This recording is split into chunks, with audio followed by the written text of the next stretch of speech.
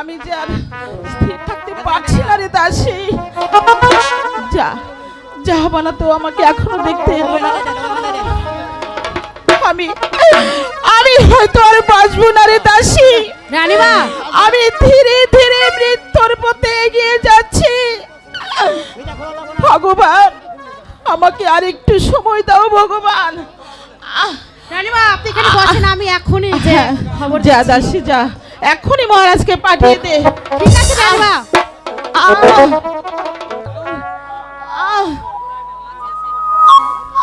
Hello hello Rajlakshmi, Rajlakshmi তোমার কি হয়েছে?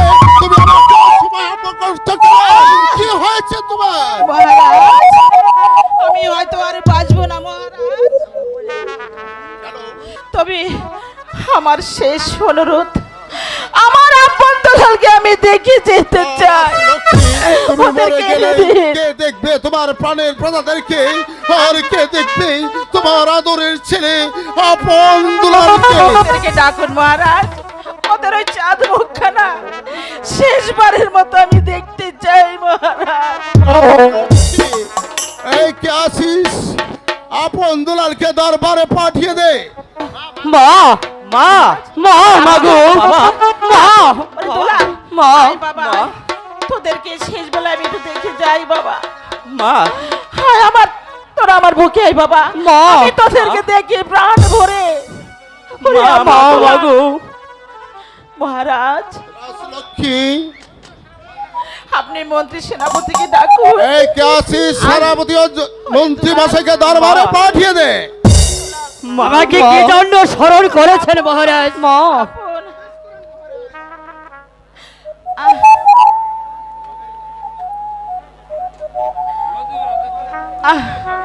বলুন মহারাজ। বলো রাজলক্ষ্মী। হ্যালো হ্যালো আমার একটি কথা রাখবে। বলো বলো তোমার কি কথা?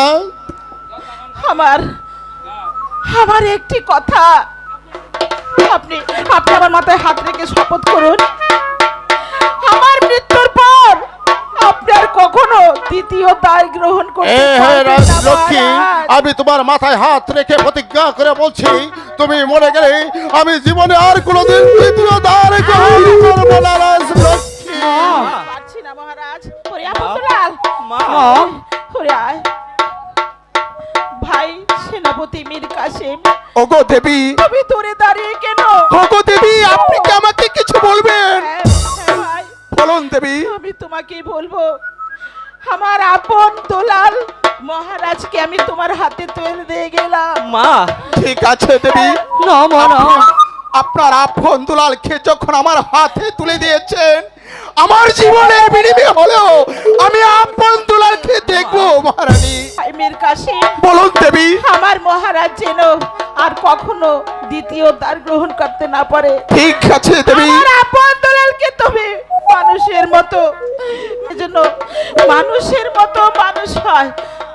তাই করবো দেবী, আমি তাই করবো। মা মা রাজলক্ষ্মী, তুমি এমন করছো কেন রাজলক্ষ্মী?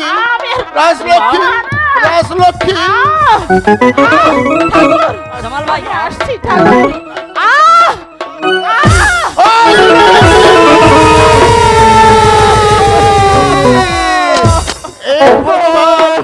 তুমি কি করলে? আমার কাছ থেকে তুমি রাজলক্ষ্মীকে কেড়ে নিলে। আমি আমি কি দিয়ে সন্তান দুটোকে সান্ত্বনা দেবো?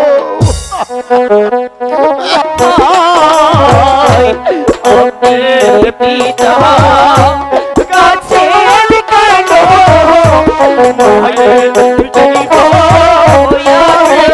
বন্ধুরা, আমাদের বছরে চলে গেছে বাবা।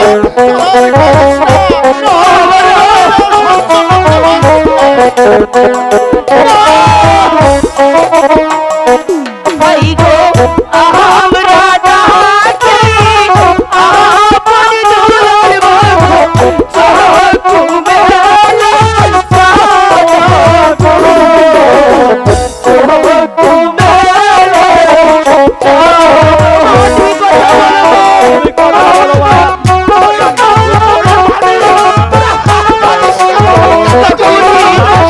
লাল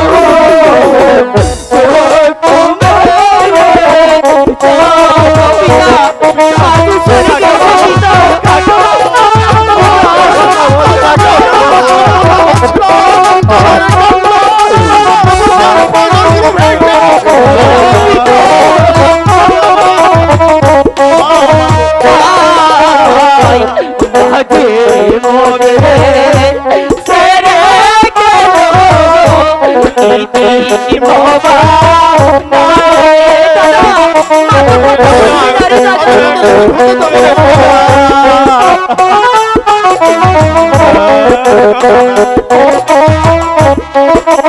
হাই গো কে রে বাদি অন্য বর্ণ কে রে ময়না ফুলে গো কে রে ময়না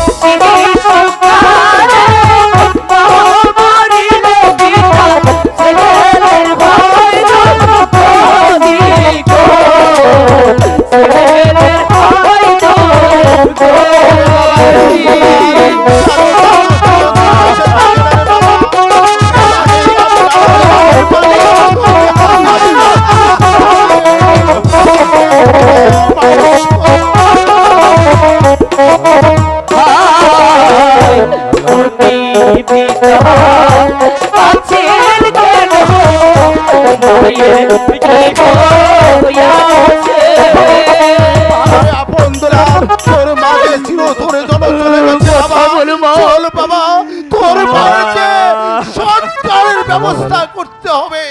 কাঁদিস না রে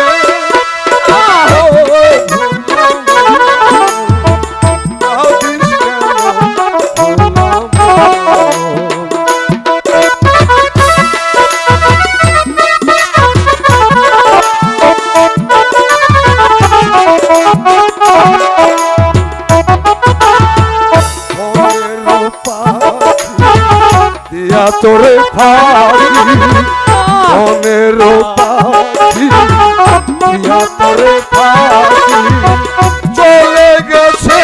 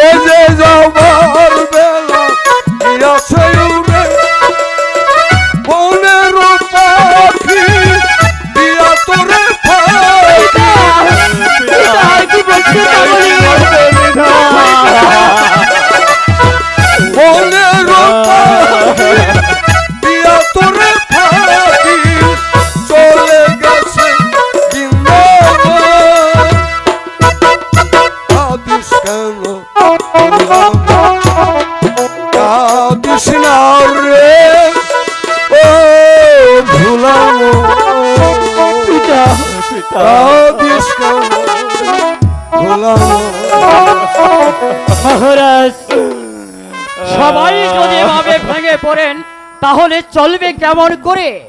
আমি আপন দুলালকে নিয়ে চলে যাচ্ছি। তুমি রাস লক্ষ্মীর মৃত্যু দেহটাকে সৎকারের ব্যবস্থা করো। চলো চলো বাবা, আপন দুলাল। তুমি কথা বলো মা। সহ্য করতে পারছি না বাবা, তোদের কান্না আমার তুমি বুকের কথা বলো পাঁজরগুলো মা। ভেঙে টুকরো টুকরো হয়ে যাচ্ছে। তোরা আর কাঁদিস না বাবা, তোদের কান্না যাবি আর সহ্য করতে পিতা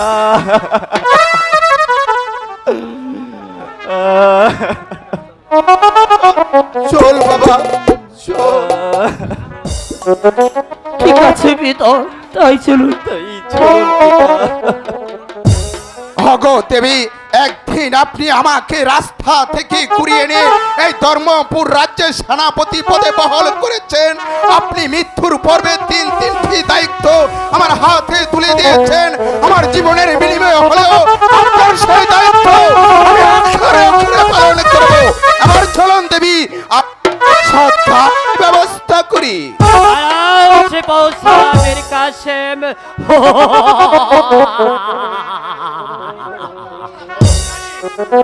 তুমি ভুলে গেছো গানের সৎকারের ব্যবস্থা আপনি করতে পারবেন না? কেন ভাই? কারণ আপনি মুসলিম, আরে মহারানী হচ্ছে হিন্দু।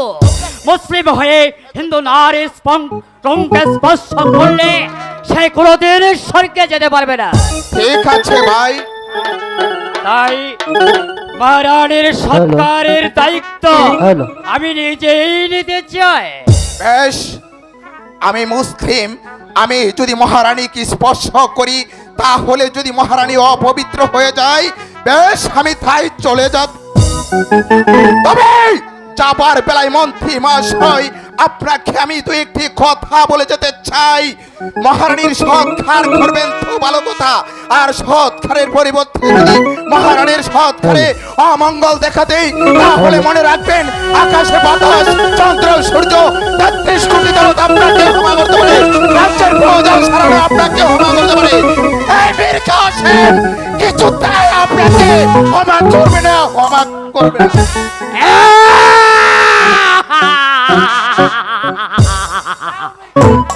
যাও যাও বন্ধু মীর কাসেম, যাও। রানী রাজলক্ষ্মী, কি অপরাধ আমি করেছিলাম?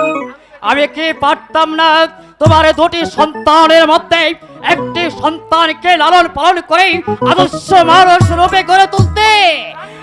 রানী রাজলক্ষ্মী, তুমি রাজার সঙ্গে প্রতিজ্ঞা করিয়েছ, তা কোনদিন হবার নয়। আমি শোনে বলে করে কৌশলে ওই বৃদ্ধ দলপতি রাজাকে আবার দ্বিতীয় দ্বার গ্রহণ করাবো। আর যদি না পারি তবে বিথাই আমার নাম মন্ত্রী জঙ্গ বাহাদুর।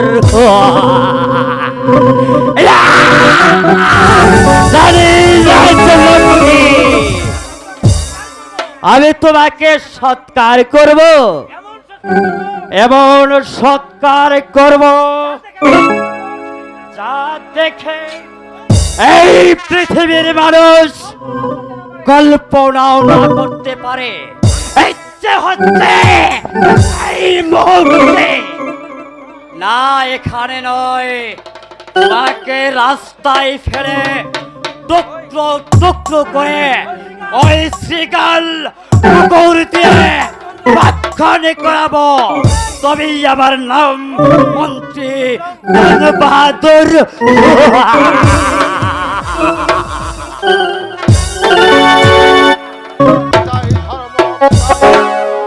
হে পিতা, আপনি আমার উপরে যে সিংহাসন অর্পণ করে গেছেন এই দায়িত্ব বুঝি আমি আর রাখতে পারছি না। দিন দিন রাজ্যের ভিতরে জ্বলে উঠছে অশান্তি, মাঝে মাঝে দেখা দিচ্ছে মৃত্যু। আমি এখন কি করব তুমি বলে দাও পিতা, তুমি বলে দাও। মহারাজের জয় হোক। মহারাজ, প্রজারা আপনার বিরুদ্ধে হ্যালো বিদ্রোহ ঘোষণা করেছে মহারাজ। আমরা কি চাই? প্রজারা চায় আপনি আবার দ্বিতীয় তার বাহাদুর, আপনি কি জানেন না যে রাজলক্ষ্মীর মৃত্যুর সময় আমি তার মাথায় হাত রেখে প্রতিজ্ঞা করে বলেছি তিনি বলবেন, জীবনে আমি আর কোনো দ্বিতীয় দ্বার গ্রহণ করব না। সব কিছু জেনে শুনে এই কথা বলতে আপনি সাহস করেন? মহারাজ, এই কথা আমার নয় এই মহারাজ, কথা কার? এই কথা হচ্ছে এই ধর্মপুর রাজ্যের সাধারণ প্রজাদের। প্রজাদের যে কিভাবে শাস্তি করা হয় সেটা আমার বেশ ভালো করে জানা আছে। সেনাপতিকে পাঠিয়ে তাদেরকে আমি এমন শাস্তি দেব যে শাস্তি দেখে এই পৃথিবীর মানুষ কল্পনাও করতে না পারে। মহারাজ, অগ্নি করলে বাতাস দিলে আগুন শুধু বেড়েই চলবে। আমি আপনাকে অনুরোধ করে বলছি, আপনি পুনরায় আবার দ্বিতীয় তার গ্রহণ করুন মহারাজ। না মহারাজ, আমার মনে হয় মন্ত্রী জং বাহাদুরের মাথায় ডিম রতি ধরেছে।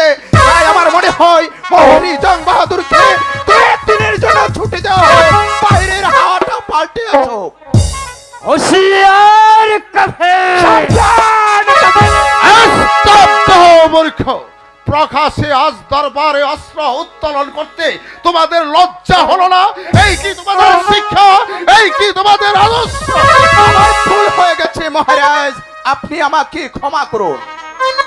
আমার ভুল হয়ে গেছে মহারাজ, আপনি আমাকে ক্ষমা করে দিন। সেনাপতি মিরিকা আছেন। বলুন মহারাজ। আমার ভুল হয়ে গেছে মহারাজ। কেন যে এমন ভুল হলো তা আমি নিজেই স্থির থাকতে পারছি না। মন্ত্রী যে অঙ্কের ছাপ দিয়েছে তা আমি দেখি নিজেকে আর আমি স্থির রাখতে পারছি না মহারাজ। আপনি আপনি আমাকে ক্ষমা করুন মহারাজ। যান, আজকের অপরাধ আপনাদের মার্জনা করা হলো, কিন্তু মনে রাখবেন ভবিষ্যতে আর এই ধরনের ভুল যেন আর কোনোদিন না হয়। যাক যাক, সে কথা হলো। সেনাপতি মিরিকা আছেন। বলুন মহারাজ। তবে আপন দুলালকে মাস্টার বাড়িতে ভর্তি করে দিয়েছো এবং মাস্টারকে আবার আদেশ জানিয়ে বলবে তাদের যেন সুশিক্ষায় শিক্ষিত হবে। আমার আদেশ যেন মনে থাকে। মন্ত্রী মহাশয়, আমি আপন দুলাল খেয়ে নিয়ে স্কুলে চলে গেলাম। সেখান থেকে ফিরে এসে যদি দেখি মহারাজকে দ্বিতীয় দ্বার গ্রহণ করার চেষ্টা করেন, তাহলে মনে রাখবেন আকাশে বাতাস চন্দ্র 33 কোটি দেবতা আপনাকে ক্ষমা করতে পারে, রাজ্যের প্রজা সাধারণ আপনাকে ক্ষমা করতে পারে, স্বয়ং রাজা দলপতি আপনাকে ক্ষমা করতে পারে। এই মুসলিম জগৎ সেনাপতি মীর কাসেম আপনাকে কিছুতেই ক্ষমা করবে না, কিছুতেই না।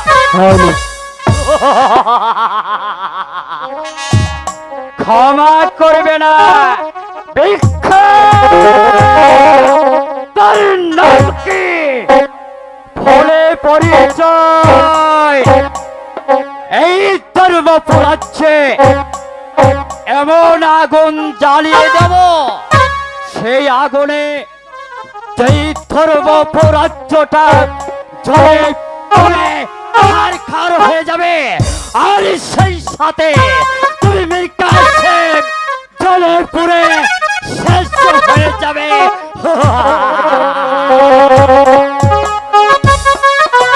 বন্ধু বন্ধু বন্ধু, ভালো আছো বন্ধু? হ্যাঁ বন্ধু ভালো আছি, তুই কেমন আছো বন্ধু? হ্যাঁ বন্ধু, আমি ঠিক আছি। তবে তবে এতদিন পর আমার এই কথা বুঝি তোমার মনে পড়লো বন্ধু? কি করবো ভাই, রাজকার্যের ঝামেলায় আমি কোনোদিন আসতে পারিনি। বন্ধু, রাজবাড়ির সকলেই ভালো আছে তো? হ্যাঁ বন্ধু, সকলই ভালো আছে, কিন্তু কিন্তু কিন্তু কি ভাই? মহারানী মহারানী রাজলক্ষ্মী মহারানী রাজলক্ষ্মী, রাজলক্ষ্মী মহারানী রাজলক্ষ্মী রে!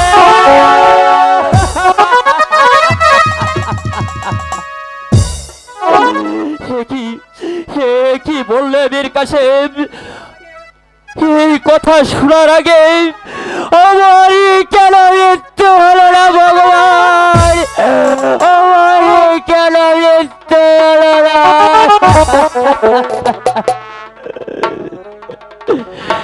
যার দয়ায় এই ধর্মপুরের সকল প্রজারা আজ বেঁচে আছে, তাকে তুমি এই দুনিয়া থেকে নিয়ে গেলে ভগবান, তুমি কেন তোর স্তরে মাস্টার, যে চলে গেছে সে আর কোনোদিন ফিরে আসে না।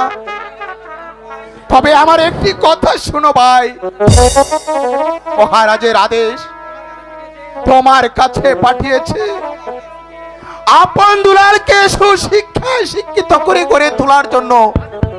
তাকে তুমি কি বলো ভাই? আমি আমি আর কি বলবো ভাই, যার খেয়ে আমি এই পৃথিবীতে বেঁচে আছি, আমি তার ছেলেকে মানুষ করবো না বীর কাশেম, আমি কাকে মানুষ করবো? তাহলে আজ থেকে আপন দুলাল তোমার এখানেই থাকবে ভাই। বাবা আপন কাকামণি, দুলাল, আই দুলাল, কাকামণি, ফোন কাকামণি, এই মাস্টারের বাড়িতে থেকে তোমরা তুমি ভাই লেখাপড়া শিখবে। মাস্টার বড় বন্ধু, আজ থেকে আপন দুলাল, আজ থেকে আপন দুলাল তোমার এখানেই থাকবে। বাবা আপন দুলাল। এবার মাস্টার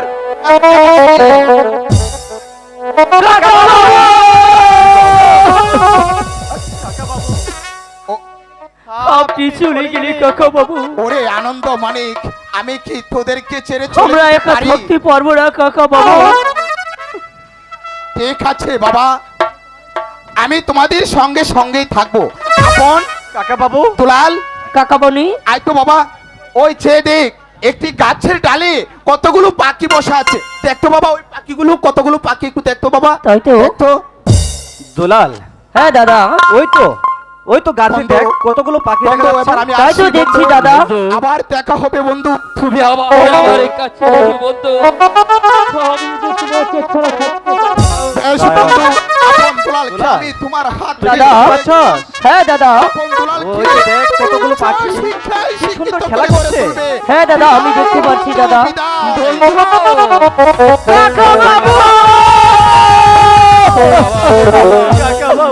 কাকা বাবু, বাবা দুলাল, গুরুদেব, তোমাদের কাকা চলে গেছে, তাতে কি হয়েছে বাবা? গুরুদেব, আমি তো তোমাদের কাছে রয়েছি গুরুদেব। তোমরা আমার কাছে থেকে আমার স্কুলে তোমরা লেখাপড়া শিখে মানুষের মতো মানুষ হবে। হ্যালো বাবু, তুমি যেখানে থাকো না কেন অফিসে চলে আসো।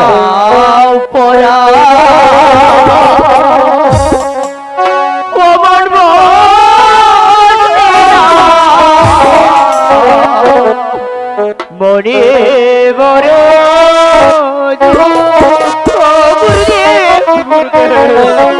তোমাদেরকে যে লেখাপড়া শিখতেই হবে,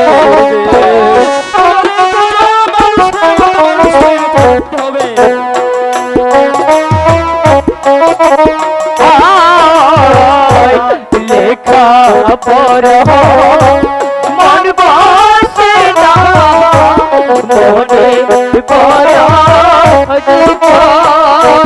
ভাই গো কোথায় গেলে দেখি বাবু গো মায়ের চন্দ্র মুখ গো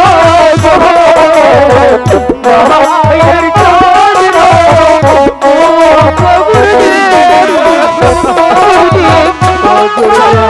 ভাই বাবু বাবু গুরুজি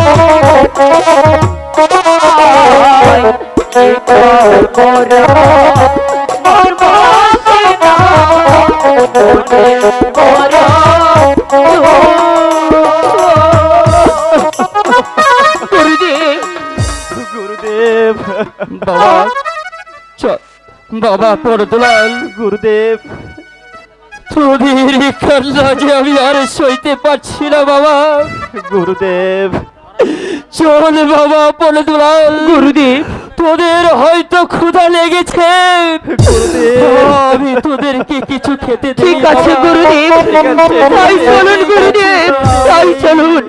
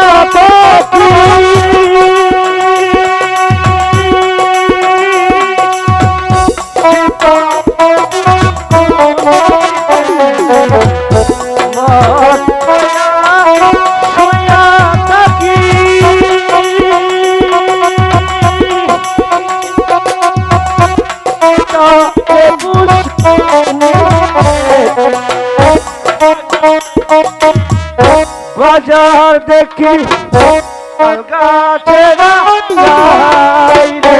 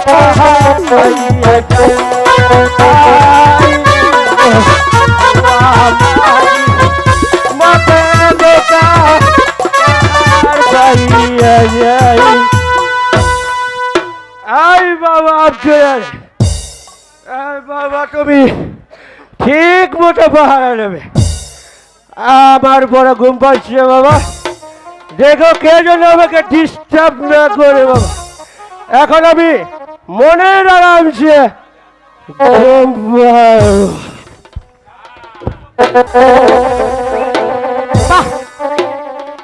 বাগানে অনেক দিন ধরে আসা হয়নি এত দেখছি সুন্দর সুন্দর ফুল ফুটে আছে আজকে মনের মতো করে বাগানটা ঘুরবো আর ফুল তুলবো তারপর কি করবো মালা গাঁথবো তাই না ঠিক আছে আগে ফুলটা ছিঁড়ে নি তাই না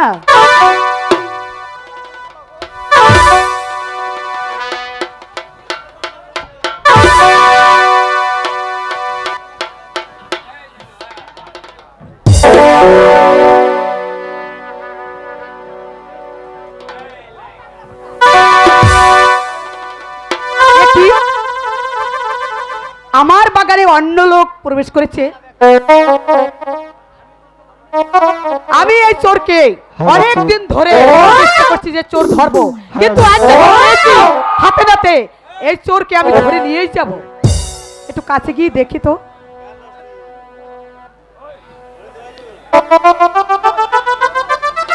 হায় আল্লাহ, কি সুন্দর রূপ!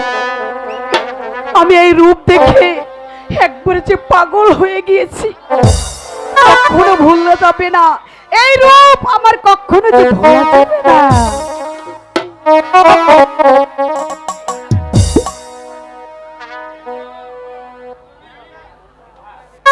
এই এই শুনছ?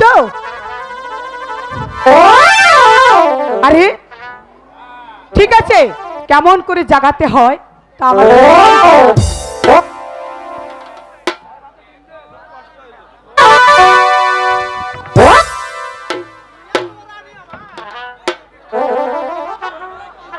কি রূপ দে খিলাম আমি বাগানিয়া শিয়া গো বাগানে